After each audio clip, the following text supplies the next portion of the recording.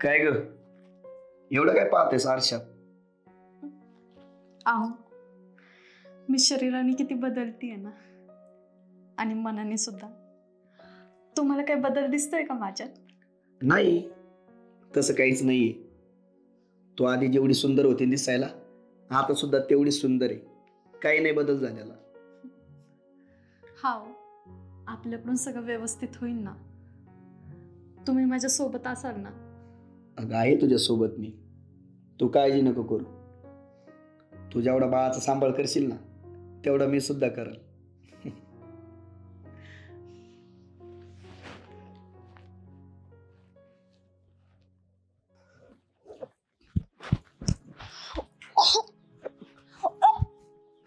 अगं पूर्वा, बरं वाटते का?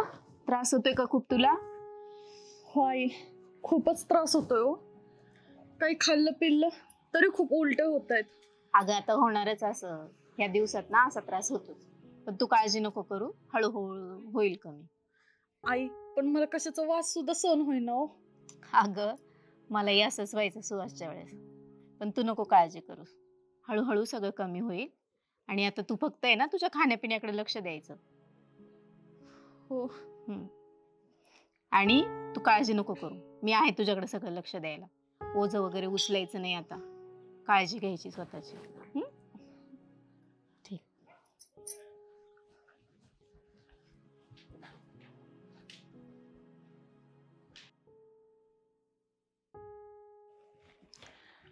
मग कसं वाटतंय आता? अजूनही ना खूप काही बदलल्यासारखं वाटतंय. आणि हो, मनाला खूप समाधान वाटतंय. पण आता ना आपल्याला नव्या वाट्याने चालावं लागणार आहे. बरोबर आहे. ह्या बाळाचं भविष्य आहे ना माझ्या निर्णयावर अवलंबून आहे. त्यामुळे मी ठरवलंय शेतीत नवीन तंत्रज्ञान आणायचं आणि शेती करायची. आणि आपल्या कर्जाचा भार सुद्धा हलका होईल. आणि आपण चांगला बाळाचा सांभाळ करू. खरंच? हो. आता तात्यांच्या प्रयत्नाला नवीन दिशा देण्याची वेळ आली. त्यामुळे शेती करायची आणि ती टिकवायची पण. आपण आपले स्वप्न असेच पूर्ण करूयात आणि आपल्या नवीन जीवनाला सुरुवात करूयात.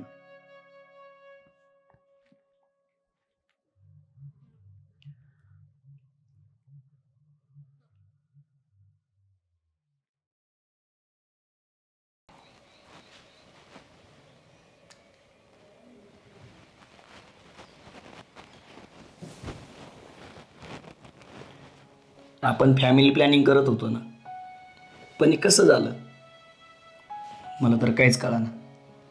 टेन्शन पण आलंय. हो ना, मला सुद्धा विश्वास बसेना. आपल्याला इतक्या लवकर मुलबाळ नको होतं आणि आपण दोघं सुद्धा ह्या गोष्टीसाठी तयार पण नव्हतो. बरोबर आहे. अगं एवढी मोठी जबाबदारी नाही घेऊ शकत मी आत्ताच. आणि तशी आर्थिक परिस्थिती पण नाहीये. सध्याला आपलाच भागत नाहीये. आणि मुलबाळ झाल्यावर कसं करायचं? खर्च पण वाढणार आहे. जिथं 10 रुपये लागतात ना, तिथं 20 रुपये लागणार आहेत आता. मला तर लय टेन्शन आलंय. मला समजतंय हो, पण आईबाबांना आपण काय सांगणार? आणि त्यांना बोललो तर त्यांना काय वाटल? तेच मला प्रश्न पडलाय. त्यांना कसं सांगायचं? आणि जरी सांगितलं त्यांना समजणार आहे का? ते ऐकून पण नाही घेणार आपलं. मी एकदा आईशी बोलून बघते. ठीक आहे.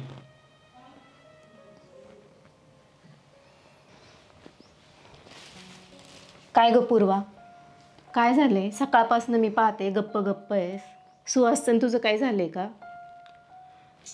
नाही आई, त्यांचं आणि माझं काही नाही झालंय. पण आई, तुम्हाला कसं सांगू की काय झाले ते? अगं सांग ना, काय झालं? मी प्रेग्नेंट आहे. अगं मग ही तर आनंदाची बातमी आहे. हे ते एवढं गंभीर काय व्हायचंय? आणि सुहासला बोललीस का तू हे? होय, त्यांना माहिती आहे. पण आमच्या दोघांच्या मनाची तयारी नाही हो अजून तरी बाळासाठी. अगं आमची तरी कुठे होती मनाची तयारी, पण झालंच ना सगळं. आई, पण तुम्हाला माहिती आहे हल्लीच्या काळात महागाई किती वाढली आणि मुलांना वाढवणं सुद्धा किती अवघड झाले. आणि तुम्हाला तर माहिती आहे आपली परिस्थिती कशी येते. अगं पूर्वीच्या काळी कुठं मुलं व्हायची आणि कुठं वाढायची कळतही नव्हतं. आणि तू काय घेऊन बसली महागाई. आणि परिस्थितीचं काय, आज आहे उद्या सुधारेल ना. तू नको टेन्शन घेऊस, होईल सगळं व्यवस्थित.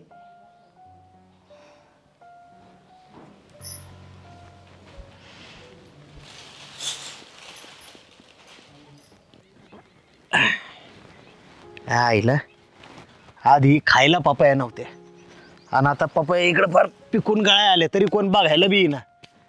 काय करावं याच. काय रे, काय झालं? तुम्हाला एक बोलायचं होतं. बोल ना पटकन. ते पूर्वा प्रेग्नेंट आहे. अरे मग ही एवढी चांगली बातमी आहे, तू तोंड पाडून कशाला आला मला सांगायला? तू बाप होणार आता, मी आजा होणार, आपल्या घरात बारीक बाळ येणार आणि असं तोंड पाडून सांगतात वय. जा जा साखर ठेव देवा पुढे जा. अहो बाबा पण आम्हाला आत्ताच नकोय बाळ. आम्ही फॅमिली प्लॅनिंग केली ती. तुम्हाला तर माहिती आहे सध्याला आपली आर्थिक परिस्थिती नाहीये आणि अजून पैशाचं गणित सुद्धा जुळलेलं नाहीये. आता 2 होणार आहे म्हटल्यावर खर्च वाढणारच आहे ना. तो झेपणार आहे का मला खर्च, सांगा बरं. अरे बाबा पैशाचं गणित जुळवता जुळवता माणसाचं आयुष्य जाते तरी पैशाचं गणित जुळत नाही. आणि तू त्याच्या वाचून काय अडून बसलंय तुझं? हे बघ, तू बाप होणार आहे ना, देव तुला बाप पण देतो ना, त्याच्याबरोबर आहे ना पोरं पोसायची ताकद बी देतो. त्याच्यात एवढा विचार नसतो करायचा. आता आम्ही नाही होय, गरीब परिस्थितीतूनच तुला वाढवलाय ना. अरे गरीब काय श्रीमंत काय, बाप बाप असतो. अहो पण बाबा तेव्हाच वेगळं होतं. आता महागाई किती वाढली बरं, खर्च किती वाढल. आणि माझी तर तयारीच नाही सध्याला आणि पूर्वाची पण नाहीये. अरे तुमची तयारी नसली म्हणून काय झालं? आणि कसलं प्लॅनिंग करताय रे तुम्ही? देवानी तुला पाठवण्याच्या आधी काय प्लॅनिंग केला होता का? हा, हे बघ तुला सांगतो मी, जन्म आणि मृत्यू आपल्या हातात नसतोय. तुम्ही किती जरी ठरवलं ना तरी काही गोष्टी व्हायच्या तेव्हा होत्यात आणि आपण त्या आनंदाने स्वीकारायच्या असतात. बघ मी तर तुला सांगतो, तू कसलीच काळजी करू नको. बघ अरे पैसा काय आज आहे उद्या आहे, पण तुम्ही पोरांच्या बातमीनं आनंदी झालं पाहिजे. तुम्ही असा विचार करत नका बसू. मी आहे तुझ्या बरोबर. हे बघ तू बाप होणार आहे ह्यातच आम्हाला आनंद आहे. बरं जा आईला सांग पहिलं तुझ्या. बर.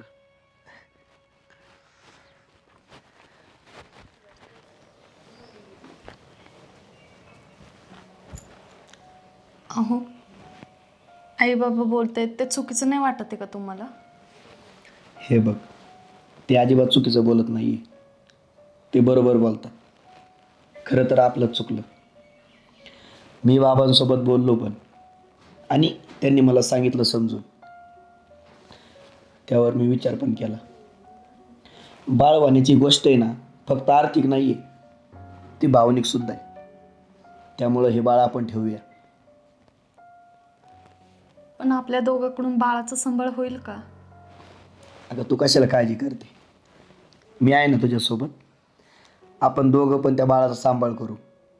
कर्ज तर फेडूच, पण त्याला जीव पण लावू. आणि हे बघ तू नका टेन्शन घेऊ. तुला जर नाही जमलं ना कधी कधी, मी पण बाळाला झोका देत जाईल. मग आपल्या बाळाचं स्वागत करूयात आपण. ते पण पूर्ण मनाने. हो. बाकी बरं चाललंय ना तुझं? हा बरं चाललंय सगळं. 2 दिवसांनी आईचं वर्ष श्राद्ध आहे म्हणून आले होते. तुम्ही पण या. आता यावंच लागेल. आमचं लहानपणापासून एवढं जिव्हाळ्याचं संबंध दोन्ही घरांचं, पण लग्नानंतर आहे ना ही तिकडं गेली का तरी सुद्धा माहेरी आल्यावर आपल्या घरी सुद्धा येणार म्हणजे येणारच.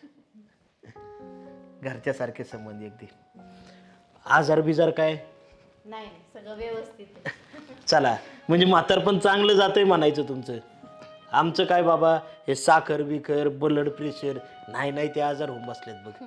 बाबा मला ना थोडं बाहेर जायचं होतं मैत्रिणीकडं, तर मी ना दुपारपर्यंत येईल बरं का. आणि हो, मी ना नाश्ता करून ठेवलाय, तो तुम्ही टायमावर घ्यायचा आहे. आणि टेबलावर मी गोळ्या ठेवल्यात, ती सुद्धा नाश्त्याच्या नंतर तुम्ही टायमावर एक गोळी आहे तुमची, ती तुम्ही आठवणीने घ्यायची. आणि दुपारचं जेवण सुद्धा मी बनवून ठेवले, हां ते सुद्धा तुम्हाला टायमावर घ्यायचं आहे. आणि हो, बाहेर उन्हातानाच जायचं नाही आहे तुम्हाला. तुम्हाला जर फिरायचं असेल तर आपल्या घराच्या अंगणातच फिरायचं आहे. तुम्ही उन्हात जाणार आहेत का तुम्ही? नाही नाही. हां. आणि हां, उद्या आपल्याला कुठं जायचं आहे? कुठं? हॉस्पिटलमध्ये जायचं उद्या आपल्याला. माहिती आहे ना तुमचं चेकअप आहे? हा हा हा. ते करायला जायचंय. बरं चालेल. आणि चहा वगैरे घेऊ नका अजिबात. जर तुम्हाला घ्यायचं असेल ना तर मी आल्यावर बनवून देईन, तो पण शुगर फ्रीचा. बरं चालेल. मग मला थोडा उशीर होईल, मी येऊ ना मग? हो चालतंय चालतंय. हां. सावकाश जाण, सावकाश ये, गडबडू नको. हो हो चालेल. चला येते. सुनबाईची पण आमच्या लय धावपळ बघ. दिवसभर आहे ना नुसती इकडून तिकडं, पण चांगली लुडबुड आहे आपल्या घरात. तुला सांगतो पोरा, यांची आई इतकी चांगली होती ना, मला तर आहे ना ती माझ्या आईगतच वाटायची बघ. आईची आठवण येतेच वर्ष झालं, पण अजून काही असं वाटत नाही. तुम्हाला पण येत असेल ना तुमच्या आईची आठवण? आता काय, आईची आठवण कोणाला येत नाही. अहो ज्याला त्याला ज्याची ज्याची आई प्यारीच असती, है की नाही. पण एक सांगू का तुम्हाला खरं, माझी सूनबाई आहे का माझ्या आईसारखीच भेटली बघा. आत्ता बघितलं ना तुम्ही, नाश्ता इथं ठेवलाय, गोळ्या इथं ठेवल्यात, जेवण करून ठेवलंय. आणि हा जेवण पण आहे ना स्वयंपाकाला बारीक बाळगत मला दरवेळी विचारणार, काय करू, तुम्हाला काय आवडतंय. असं असतंय बघा. कामाला हात लावून देत नाही, लहान मुलासारखं. आई कशी म्हणते, इकडं जाऊ नका तिकडं जाऊ नका, लक्षच असतं नुसतं माझ्यावरती. पण खरंच नशीब लागतं बरं का अशी सुनबाई भेटायला. सुनबाई नाही, माझी दुसरी आईच आहे ती. सुनबाई आल्यापासून आहे ना आईची जागा घेतली बघा तिने माझ्या.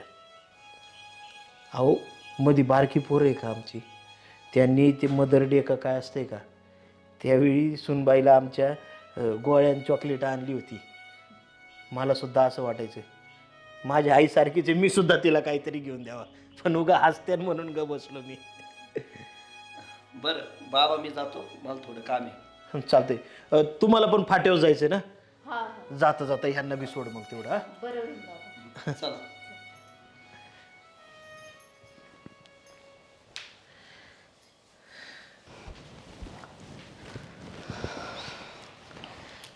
पूर्वा, थँक्यू सो मच. का हो? तुला खरं सांगू का, लग्नाच्या आधी असं वाटायचं मला, माझी होणारी बायको कशी असेल, ती माझ्या आईबाबाला जीव लावल का. पण तुला सांगतो, सकाळी बाबा एवढं कौतुक करत होते ना तुझे, खूप कौतुक करत होते. ते म्हणत होते, ही माझी सून नाही आहे तर माझी आई आहे, मला एकदम लहान लेकरासारखा जीव लावते. म्हणजे वेळेवर नाश्ता देते, जेवण देते आणि गोळ्या पण देते. तुला सांगतो, एवढं भारी वाटलं ना मला ऐकून, खूप भारी वाटलं. बघ ना, आजकालच्या सुना कसा वागतात, आपल्या सासू सासऱ्याला जीव लावत नाही आणि वेगळं करतात. पण तू तशी नाही आहे. ह्या गोष्टीमुळे ना मला तुझं खूप कौतुक आहे. अहो, ते फक्त तुमचे बाबा नाही आहेत, ते माझे पण बाबा आहेत. आणि हो, बाबांना दुखवून असं मी कोणतंच काम नाही करणार. बरोबर आहे. माझ्या वडिलांवर अधिकार दाखवणारी आईनंतर तूच. कधी हा स्वभाव बदलू नको, असा जीव लाव त्यांना. हो, कधीच नाही बदलणार मी. तुला सांगू, घरामध्ये पैसा, प्रॉपर्टी याला काही किंमत नाही. ज्या घरात ज्येष्ठ माणसं सुखी ना तेच घर सुखी असतं.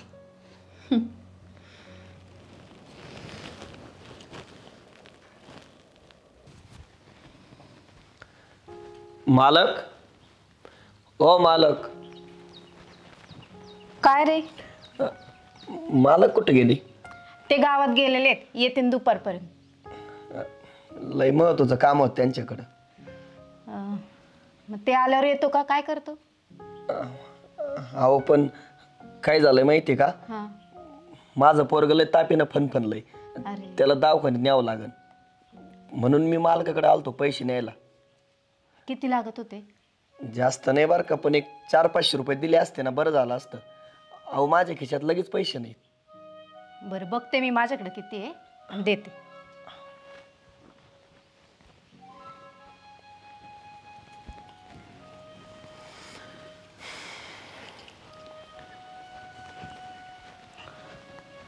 हे बघ, हे 400 रुपये आहेत. होईल ना एवढ्यात? हा बस होतील. लय उपकार झाले बरं का. येतो मी. हां.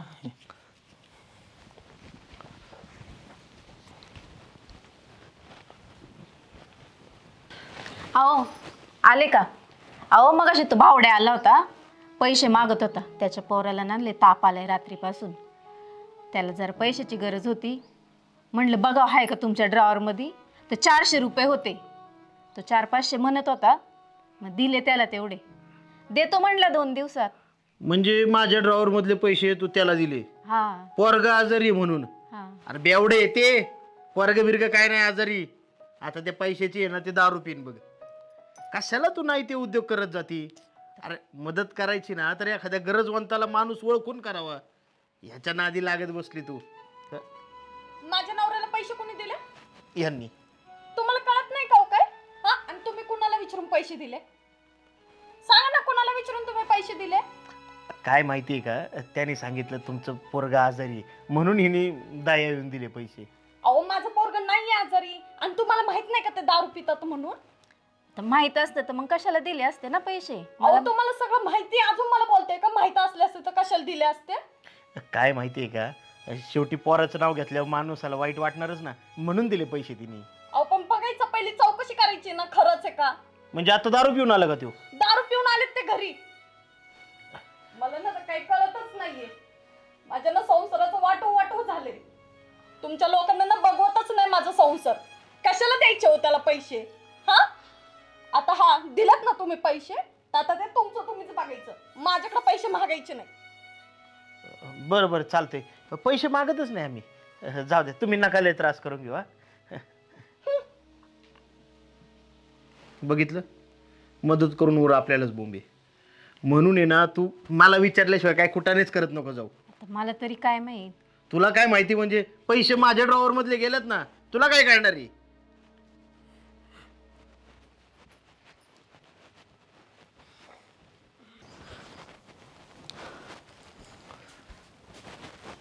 काय झालं? का झोपली तू? अहो माझं खूप पोट दुखतंय. असं कसं दुखायला लागलं अचानक? आता ते मला काय माहिती हो. ऐक ना, मला घेऊन दवाखान्यात चला ना. अगं दवाखान्यात न्यायला काही नाही बरं का, पण पैसे नाहीत माझ्याकडे. अहो असं नका करू ना, कुणाकडून तरी बघा ना. आता कोणाकडून आणू पैसे? बघ ना, काहीतरी करा ना. खूप पोट दुखतंय माझं. बरं तू थांब, मी बघतो कोणाकडून भेटते का पैसे. आलोच. हा.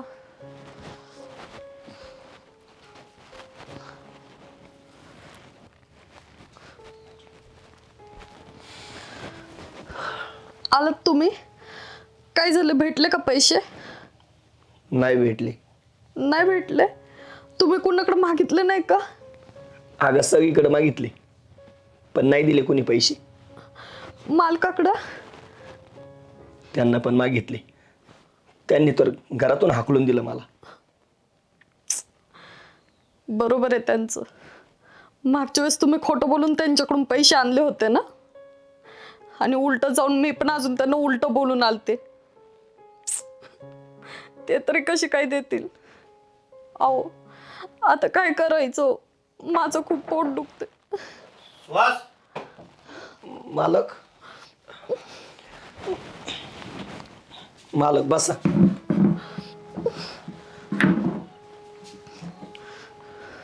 काय रे? अरे ही तर खरीच आजारी आहे. मी तुम्हाला बोललो होतो मालक, खरंच पोट दुखतंय तिचं. मग तुला थोडीफार लाज वाटली पाहिजे सुहास. अरे आज तुझ्यावर ही परिस्थिती आली तरी कोणी सुद्धा तुला मदत करत नाही. ते का करत नाही याचा विचार केलाय का तू? नेहमी लोकांशी खोटं बोलायचं, दारू प्यायची, जुगार खेळायचं, ह्या ना त्या कारणाने उधाऱ्या करायच्या, पैसे बुडवायचे, खोटं बोलून पैसे उकळायचे. मग जेव्हा तुला खरी गरज पडणार ना तेव्हा असं होणारच. मला वाटलंच होतं एक ना एक दिवस तू असा गुंतणार आहे म्हणून. मालक खरंच लय मोठी चूक झाली माझ्याकडून. मी असं नव्हतं वागायला पाहिजे. अरे मग ती चूक सुधारायचा कधी? आज जर समज पोरगा आजारी पडलं, काय कमी जास्त झालं, या बायकोचं काय झालं, काय करणार रे तू? आणि ह्याला जबाबदार फक्त तू आहे. मला तर आहे ना खरं सांगू का, एका गोष्टीचं नवल वाटतं. जगात 7 नाही 8 आश्चर्य आहेत. आणि 8वं आश्चर्य काय माहितीये का? ह्या दारूमुळे ना अख्खी घरं दार संसार बरबाद होत्यात. तरी सुद्धा तुम्ही लोक आहारी कशी जाता काय माहिती त्याच्यात. अरे तू एवढा आहारी गेलाय की तुला खरं खोटं चांगलं वाईट काही कळत नाही. समोर माणूस दिसला की खोटं बोलून पैसे घ्या आणि तोंड काळं करा. काय करणार आता यांचं? ह्या बायकोचं एवढं दुखतंय, काय करायचं तिने? नवरा म्हणून लायकी आहे का तुझी तुला नीट करायची? मला तर काही समजा आता काय करावं. अहो मी ज्यांना ज्यांना खोटं बोलून पैसे नेलते ना, आता मला गरजेच्या वेळी कुणीच मदत नाही केली, रुपया नाही दिला कुणी. नको आता विचार करू. एक काम कर, कोणाच तरी 4 चाकी बघ आणि हे घे, त्याला तेलाला बी पैसे दे थोडं आणि तुला दवाखान्याला राहू दे. घे. मालक लय उपकार झाले बरं का. हे बघ, दरवेळी मी पैसे सोडून देतो, पण यावेळी आता मी नेहमीप्रमाणे सोडून देणार नाही. तुझ्या काय मजुरीतून ते पैसे कट करून घेईल मी. हा, आणि आता इथून पुढे खऱ्याने वाग जरा, खोटं बोलू नको. नाही मालक, आता आहे ना कधीच खोटं बोलून पैसे नाही घेणार. चुकलं मग. बरं चालते, जा मग आता बरं का दवाखान्यात. आणि हे बघ, रागाच्या भरात काय बोललो तर लेबी नको वाईट वाटू घेऊ, पण पहिलं बायकोला नीट कर तुझ्या. हा लगेच जातो मालक. बरं. चल उठ बरं. चल